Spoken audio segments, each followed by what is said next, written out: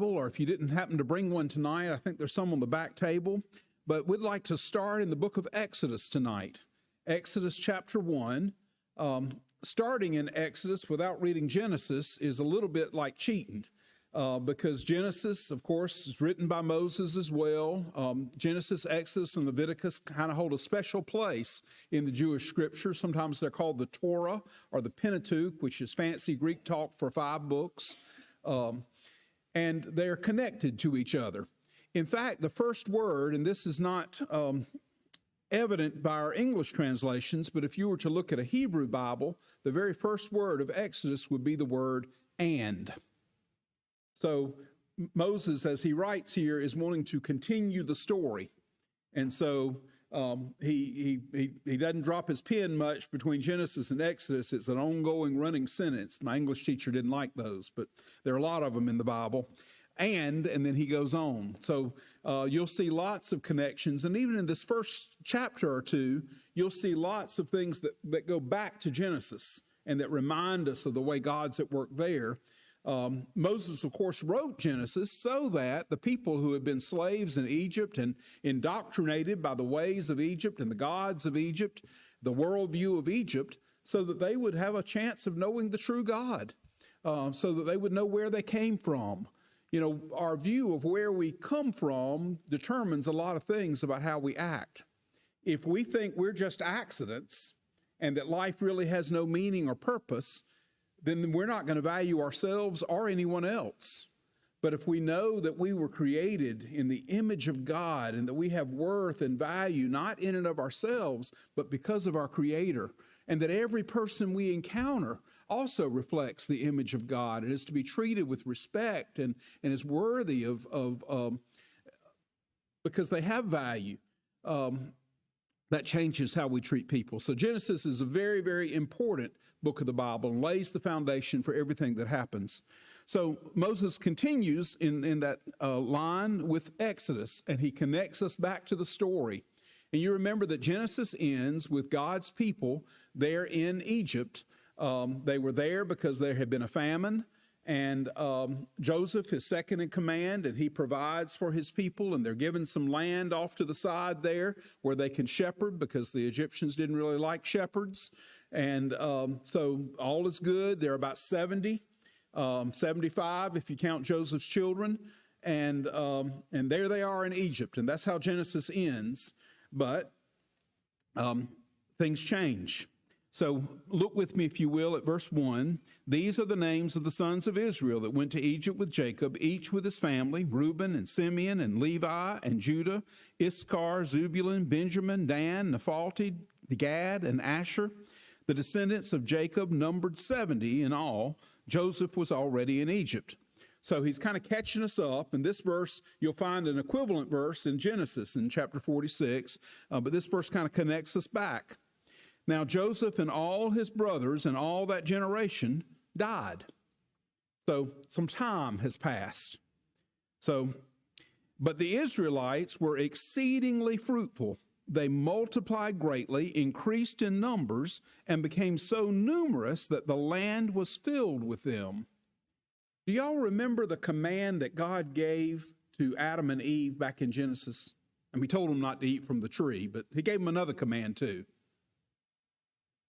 Yes, be fruitful and multiply. Fill the earth. And the language here is the same language that's used back in Genesis 1. And so Moses here is connecting this new beginning in Egypt now. But God's people are faithful to the promise, faithful to the command he gave to Adam and Eve, and they have been fruitful and multiplied. And so they're not 70 of them anymore. There's a lot of them. They have filled the land. Then a new king, to whom Joseph meant nothing, came to power in Egypt. Now, we would really have preferred Moses to name who the new king is so that we in our archaeological research could put this on a timeline and know definitely when it happens. The Bible itself, though, does give us some dates where we can go back and kind of figure it out pretty close. But this Pharaoh in particular is not named. Notice here that Moses calls him the new king, so he uses Hebrew terminology, but later he'll use the word Pharaoh, and Pharaoh simply means great house, but it's the name of the leader of Egypt. A new king comes who did not know Joseph. If you look at the history of Egypt, you will discover that various different people groups ruled at different times. And so Egypt would kind of get taken over by one people group, and then they would get expelled, and then another people group would come in. And all of them became Egyptian, but they didn't start out that way. And so it may well be that this is an entirely different people group than the Egyptians that Joseph knew. Or it might be that after that group got expelled, then, this is so we don't know, but it's a group that doesn't know anything about Joseph. And Joseph, as my translation said here, Joseph meant nothing to them. They did not remember the past. They did not honor what Joseph had done for the nation and for the world. But the Israelites were exceedingly fruitful. They multiplied greatly, increased in numbers, and became so numerous that the land was filled with them. Oh, I read that part already. All right.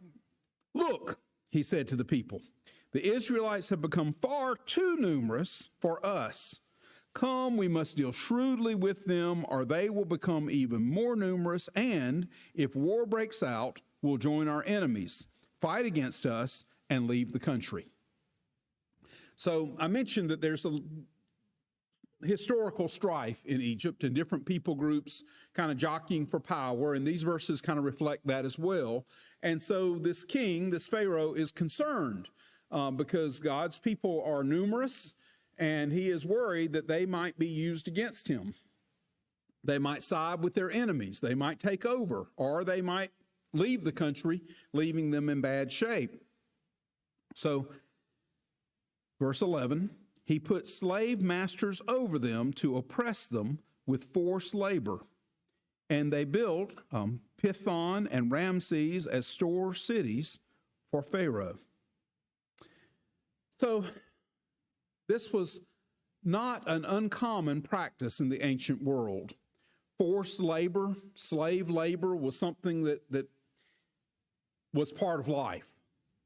And so this is the Egyptian king's solution to keep them under his thumb and to get them to accomplish things that needed to be done. And so he has a cheap labor force with this large people group being enslaved.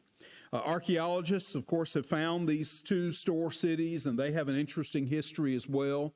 And so the cities and the things that are referred to, the details in the Bible, it's not once upon a time, a long, long time ago.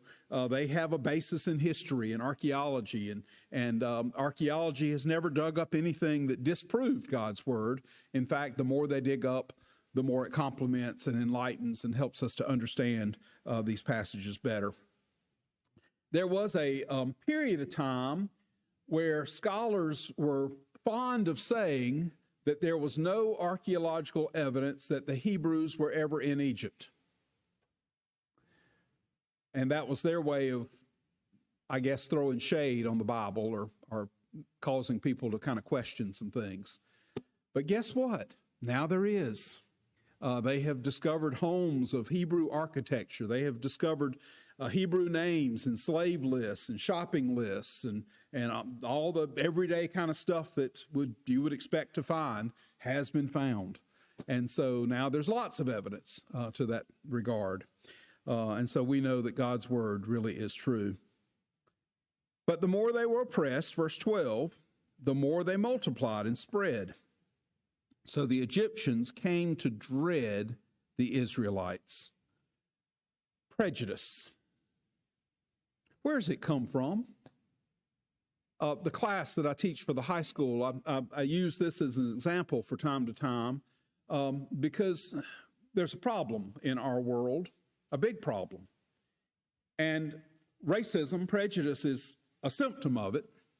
So what if we passed really good laws and made hate crimes, just had terrible penalties for it, and we just made it very undesirable to have prejudice or racism, and we just had great laws. And we found this wonderful education system where we have people of various cultures playing together and getting along.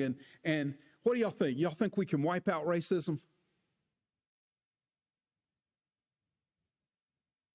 You know, I think you're right. How come not?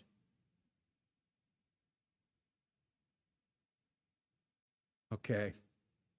And I would say that, yes, let's pass some good laws. Yes, let's have good education programs. But the problem is a heart problem, isn't it? Okay, we can take either of those, mind or heart. Jesus has the power to give us a new heart and to cleanse our heart and to change our heart. But other things really don't have that same kind of power. So Jesus is the solution that we need, not just for that problem, but for all the problems that we face. Sin has many tentacles that reaches through. So here you have an oppressed people, and they are, the wording here is that the Egyptians came to dread the Israelites. So there is enmity, there is dysfunction between them, and the end result is they worked them ruthlessly and made their lives bitter with harsh labor, with bricks and mortar, and with all kinds of work in the fields. In all their harsh labor, the Egyptians worked them ruthlessly. So it's not just slavery, it's not just forced labor. There's a lot of bad things going on here with ruthless taskmasters. And they're still a threat. Are they still multiplying? Yes. They are faithful to God's command. They are being fruitful and multiplying. So it's become a very, very large group, and Pharaoh still feels threatened. So the king of Egypt said to the Hebrew midwives, whose name were Shipporah and Puah, when you are helping the Hebrew women during childbirth on the delivery stool, if you see that the baby is a boy, kill him. But if it's a girl, let her live. Oh, wow. Now, who would want to murder babies? That seems such a horrible thought, doesn't it? But you know, when you don't value life, you don't value any life. So whether it's the elderly or the handicapped or babies or anyone who can't defend themselves, here this Pharaoh is at odds with God. Now think about that for just a moment. The people are being fruitful and multiplying. Whose command are they following? God's. And now Pharaoh is intervening to kill the boy babies. He's setting himself up in opposition to God. Do y'all see that? It's not too big of a leap. You can kind of follow the A leads to B, B leads to C kind of progression there. God is on the side of life. And as we continue in this story, we'll see a lot of death. But we have the knowledge to know that God always works in the most redemptive way possible. So Pharaoh here has set himself in opposition to God, and he wants to be kind of subtle. The idea is that these midwives will kind of quietly not let the boy baby survive. Now, it probably wasn't long before people really knew what they were doing. Wouldn't take a lot of doing. And two are mentioned by name, and we'll see why in just a moment. But I suspect they represent a whole group of women who are serving in this way, because it's a very large group.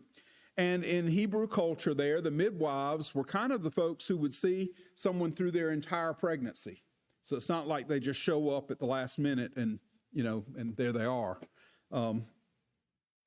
So that was Pharaoh's command. Now, should we follow Pharaoh's orders? Should we be obedient to what Pharaoh wants us to do.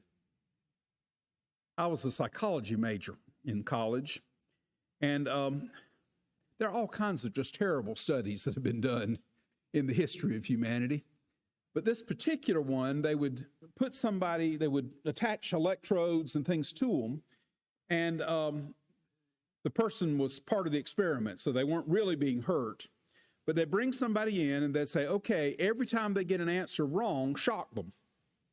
And each time increase the voltage. And of course, the voltage meter was clearly marked so that the person knew when they were putting the person's life in danger and that kind of thing. But they were given these very clear instructions. Would you believe that the majority of the people shocked the person to death? Not really, because it was an experiment, it was fake, but they didn't know that. What were they doing? They were following the instructions.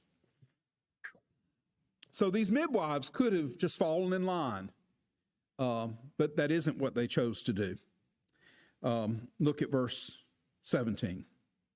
The midwives, however, feared who? God. They feared God. They had a respect for human life because God has a respect for human life. They feared God. And they did not do what the king of Egypt had told them to do, and they let the boys live. Then the king of Egypt summoned the midwives and asked them, "Why have you done this? Why have you let the boys live?" The midwives answered Pharaoh, "Hebrew women are not like Egyptian women. They are vigorous and give birth before the midwives arrive." So God was kind to the midwives, and the people increased and became even more numerous. Wow, each little section there, we get more and more people, right? Even more numerous. And because the midwives feared God, he gave them families of their own. All right, so a powerful, wonderful, beautiful story of how these Hebrew women stood up to the evil king and preserved life. Wouldn't it be great if that's where the story ended? Well, it's not. The next verse. Then Pharaoh gave this order to all his people. Every Hebrew boy that is born you must throw into the Nile, but let every girl live. Why boys? Why is Pharaoh particularly wanting to kill the boys? Okay, it's population control, that's part of it. He needs a certain number of slaves, but he doesn't need a numerous, it keeps getting more and more and more. So he's trying to control the population, that's part of it. Why else? Why boys? Yeah, soldiers, army, military. So he is trying to reduce the threat that he feels from this people group. And he wants them to throw them into the Nile. Now, are there crocodiles in the Nile? Yeah. Are there other things that could quickly end an infant's life in the Nile? And do infants swim well? Not always, right? So this is basically a death sentence to throw the boy into the Nile. Egyptians are kind of funny about, gods, and they sort of saw the Nile as a god because it was life-giving or life-removing. Other parts of the world, like the Palestine, the land of the Hebrews, the land that God called Abraham to, they had terrible droughts, and if it didn't rain, there was no food. But in Egypt, the situation was different because the Nile River irrigated the land, and so they were able to survive when other places in the world could not. And so the Egyptians really kind of saw the Nile as I would say almost like a god. They probably saw it as a god. And that realization will help make sense of things that happen later. You remember that one of the plagues is an attack on the Nile River. The Nile River turns to blood. So when you begin to see the plagues as a contest between the false Egyptian gods and the true God, it begins to make a little more sense as to why these things happen the way they do. So they throw the boy into the Nile. And there's another aspect of this. If the Nile is a god and you're just throwing a baby into the hands of this god, is there deniability on your part? I mean, are you really killing the child? No, you're just turning it over to the forces at work in nature. And if the Nile wants the baby to survive, it will. And if it doesn't, it won't. So this is pretty insidious, wouldn't you say? And a horrible disregard for life. And that brings us to chapter 2. Now, a man of the tribe of Levi married a Levite woman. In fact, we'll learn later that they're related. Tribe of Levi. So you remember that Jacob has 12 sons, and one of them is Levi. And at this point in history, there's not a special significance attached to Levi. But later, as you read, the tribe of Levi will become the priests. They will become the ones who represent God before the people. And so there's the Levitical priesthood, the tribe of Levi. So 2 folks from the tribe of Levi marry. Their names are not given here, but if you turn over a few more pages, if you get over to chapter 6, you'll see that their names, I've lost my page, 16.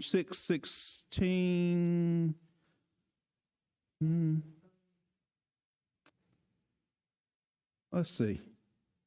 Well, sons of Levi, according to their records, is it 20? There we go. Amram and Jochebed. So these are Moses' parents. And it mentions here that they bore him Aaron, Moses' older brother, and Moses. And y'all know from reading the story, there's also a sister named Miriam. Women didn't always make it into the genealogies. So they're this couple. She becomes pregnant and gives birth to a son.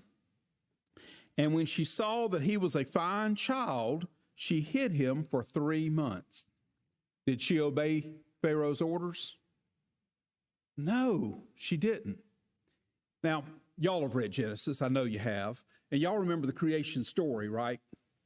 God would create something, and then God said it was good. All right, that's the same word that's being used here. God said it was good.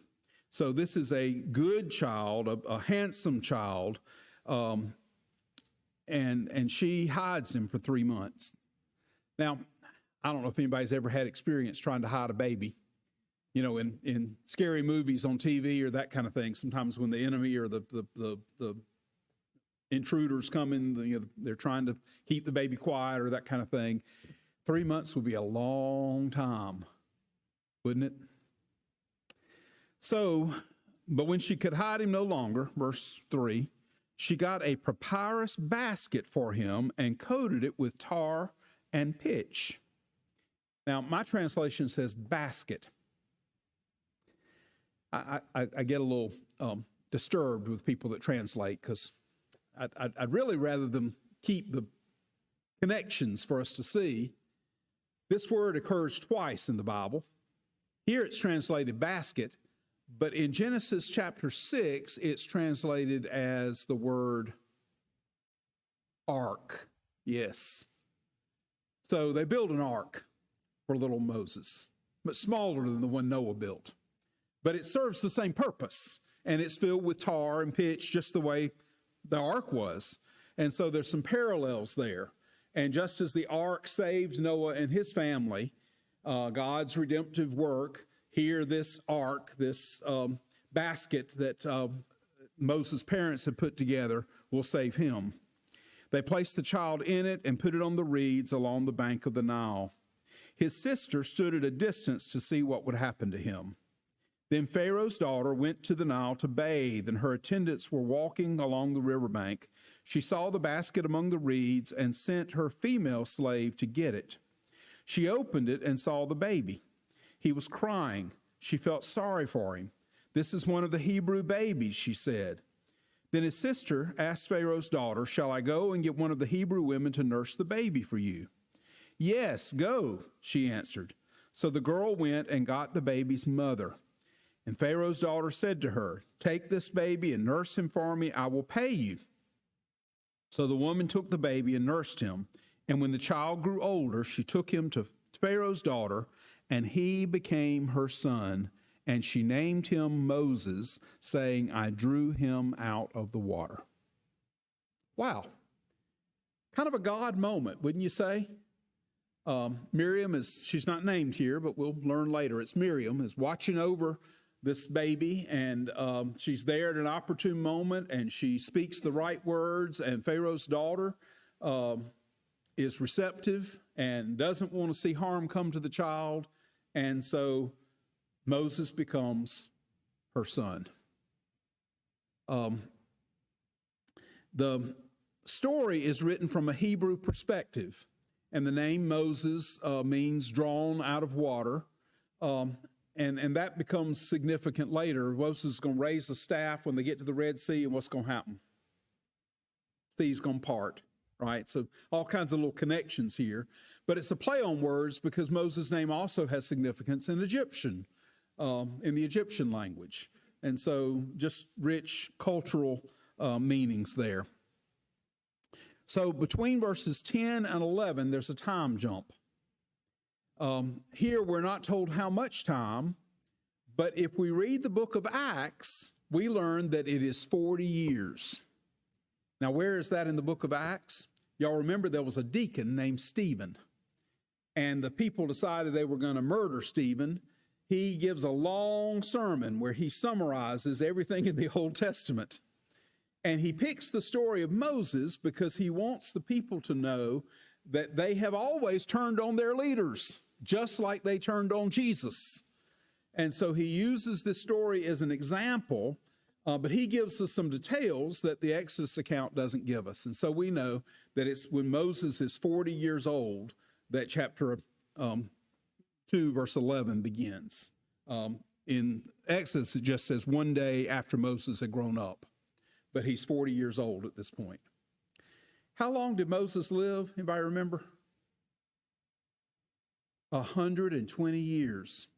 So for 40 years, he lived as a prince in Egypt, getting the very best education the world had to offer. For the next 40 years, he looks after his father-in-law's sheep in the wilderness. But there's a lot of on-the-job training there. The last 40 years, he leads as a shepherd God's people through the wilderness. I point that out because sometimes we feel like we're kind of stuck somewhere and we're wondering what our purpose is, but God doesn't waste anything. And he can use all of our experiences for his glory and honor if we'll make ourselves available to him. And so 80 years God uses to prepare Moses for the last 40. So that's kind of an amazing story here too. And before we go too much further, there are all kinds of parallels here. Now, we're into November and Thanksgiving's coming, but what comes after Thanksgiving? Christmas. Imagine, if you will, people who are enslaved to sin and just crushed by hatred and the brokenness of this world. And God sees their distress, and a little baby is born. What we call this baby? Jesus.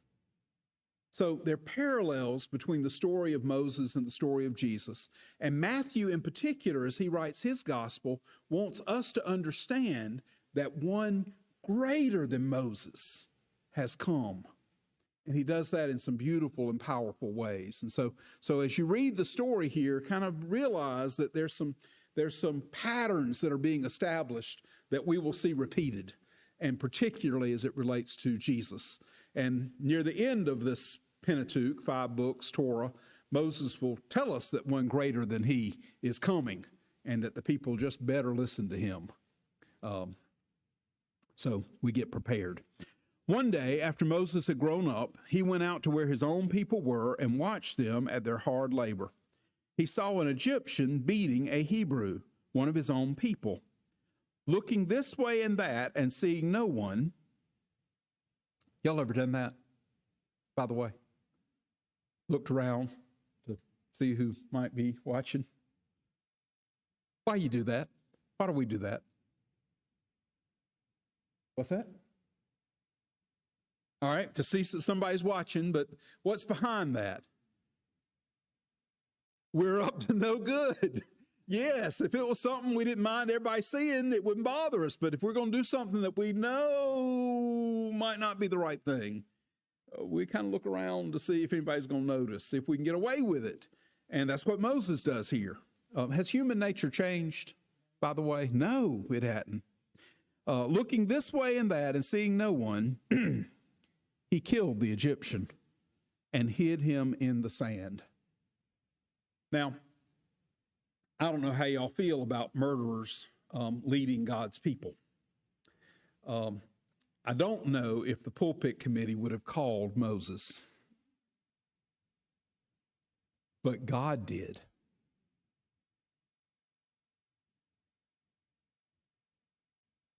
Yes, he is. Is anyone unredeemable in God's sight? No. And that's a very important, powerful truth, because sometimes we feel like we have committed one sin too many. And maybe we have just exhausted God's patience and God's grace, and there's just not going to be any hope for us.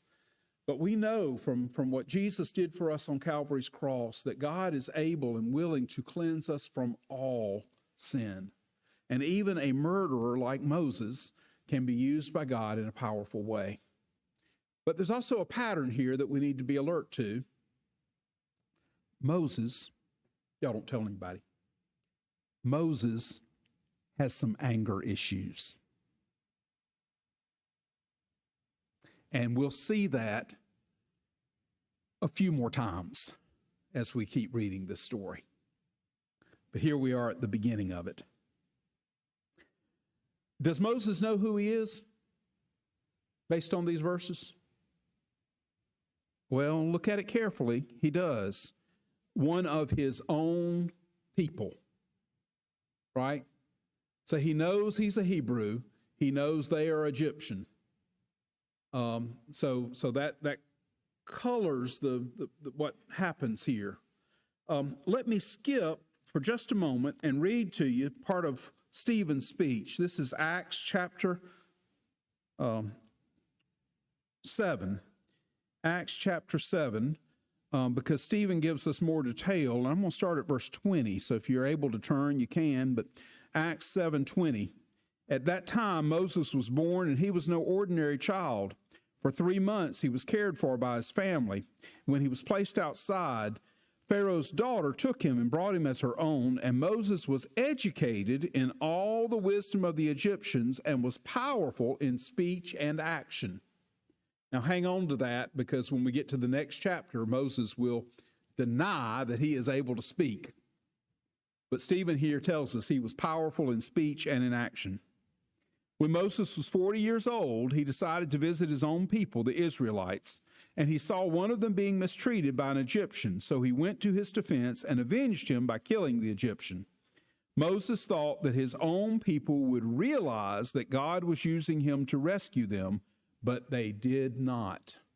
So Stephen gives us just a little bit of motivation, a little bit of background that we don't get in the Exodus story. And of course, Stephen's point is they rejected Moses, they rejected Jesus, and now you're about to kill me. So he's, they're A to B to C. He's making a logical argument there. Let's see. Verse 26. The next day, Moses came up to the two Israelites who were fighting. He tried to reconcile them by saying, "Men, you are brothers. Why do you want to hurt each other?"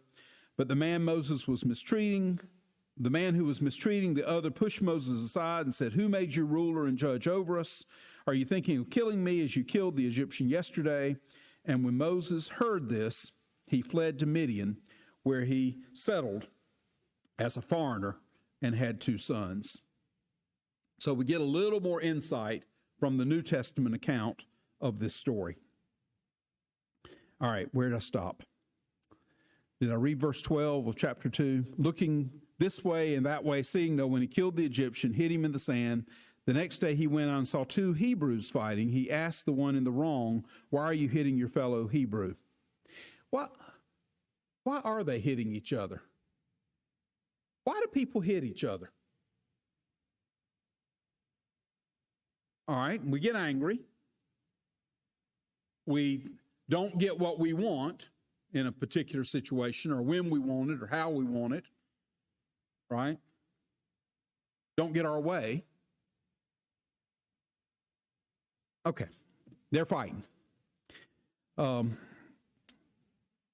Then Moses, left out a part. Are you thinking of killing me as you killed the Egyptian? Then Moses was afraid and thought, what I did must have become known. When Pharaoh heard of this, he tried to kill Moses, but Moses fled from Pharaoh and went to live in Midian, where he sat down by a well. Wow. Pharaoh. Now, he's the one that tried to kill Moses when he was a baby, right? He's the one who has no regard for human life and wants people to throw their babies into the Nile, right? And now his response to Moses is to kill him. So we see this, he's consistent.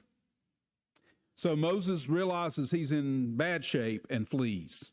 He leaves Egypt. Part of this story, of course, is entitled Exodus. And so it's about God's people leaving Egypt. But the bigger part of the story is about getting Egypt out of their hearts so that they can come to really worship the true God. So he goes to live in Midian. Midian is a place at this point in history, but it's also a big tribe. And we'll see them again, the Midianites, in many different stories. They will be around during the Exodus story in some difficult ways. And Moses will, at a point in the future, have to go to war with the Midianites. Y'all remember the story of Gideon? Who did Midian fight against? Well, it was the Midianites. So this story kind of keeps going. Who are the Midianites? Well, if you go back to Genesis, which, I sort of encourage, you'll discover that Midian was the fourth son of Abraham's second wife. Did y'all get that?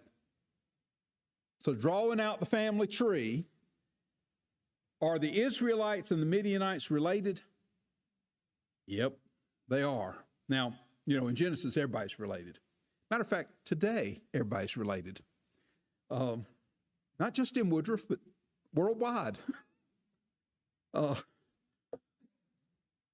here they are connected to each other, and they are children of Abraham as well, the Midianites. And that kind of lends itself some to the story. So he flees, he lands in Midian. Now, a priest of Midian had 7 daughters. Wait a minute, he sits down by a well. Do y'all remember how Isaac got his wife? Rebekah sent a servant at a well, right? So there's some background story here. I know sometimes people go to bars or singles clubs or that kind of thing to find a spouse. But back in the day, you went to the well. And so there Moses is. He's resting there at the well. And some shepherds, I left out a part again. Now the priest of Midian had 7 daughters, and they came to draw water and fill the troughs with water for their father's flocks. Some shepherds came along and drove them away, but Moses got up, came to their rescue, and watered their flock. All right, notice he doesn't kill them. So that's a good step, right? It's always good when we can cut down on killing people. Moses doesn't kill them, but he does drive them out. He sees them as a threat to the 7 daughters who are taking care of their sheep, and he helps them, he rescues them, and he waters the flock. So Moses has gone from being prince to now being shepherd's helper, right? And he'll keep that role for a while.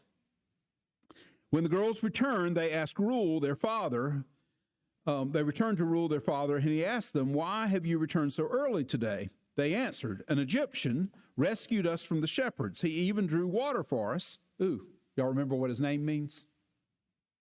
Out of the water. "He drew water for us and watered the flock." "Where is he?" Reuel asked his daughters. "Why did you leave him? Invite him to have something to eat." So Moses agreed to stay with the man who gave his daughter Zipporah to Moses in marriage. And Zipporah gave birth to a son, and Moses named him Gershon, saying, "I have become a foreigner in a foreign land." So Moses finds a new home. And for the next 40 years, he will live there with the Midianites and look after his father-in-law's sheep. He has a son here. Stephen will say he had two sons. And so a lot takes place. But look at verse 23. During that long period, anybody want to guess how long? 40 years. Over the next 40 years, during that long period, the king of Egypt died. Oh. Does death come to everybody? Those who value life and those who don't? King of Egypt dies. The Israelites groaned in their slavery and cried out, and their cries for help because of their slavery went up to God. Now, hold on a moment. Where has God been in this story? Now, he has kind of a side role. He rewards the midwives, right? Because they feared God. But to this point in the story, we have not seen God take an obvious, direct, intervening part.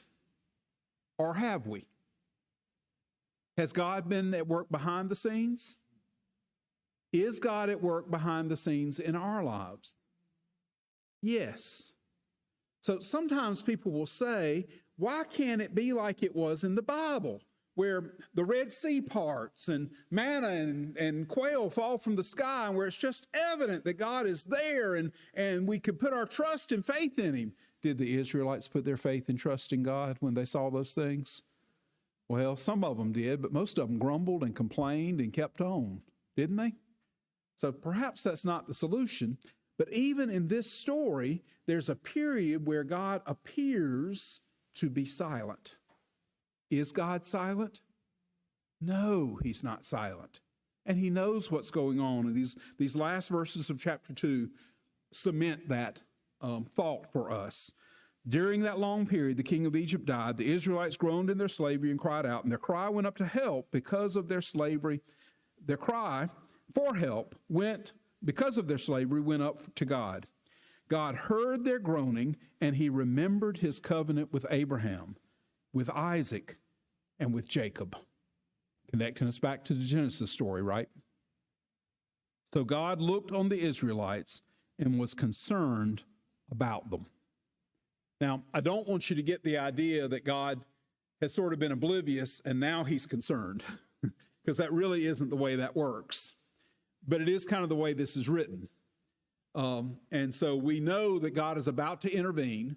We have come to the right time and the right place, and God is going to raise up a deliverer to help his people get out of slavery in Egypt. Who is the deliverer?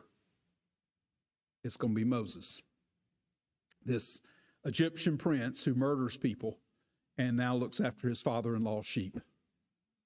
So if the Lord tarries and we're able to meet next Wednesday, I want us to look at chapters 3 and 4, because that's this powerful moment where Moses stands before God and God tells him what he needs him to do.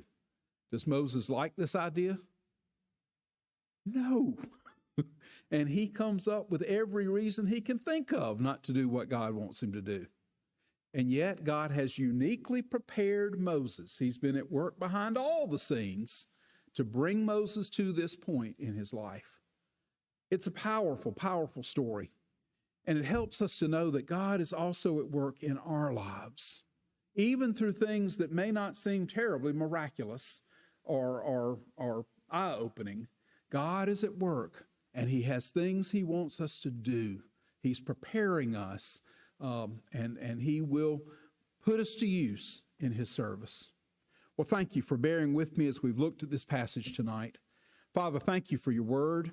Thank you for its truth and for just the beautiful way it is connected to everything, and for the way that it displays your miraculous work, for your presence in our lives, and most especially for the way this story points us to the one who is greater than Moses, Jesus Christ our Lord.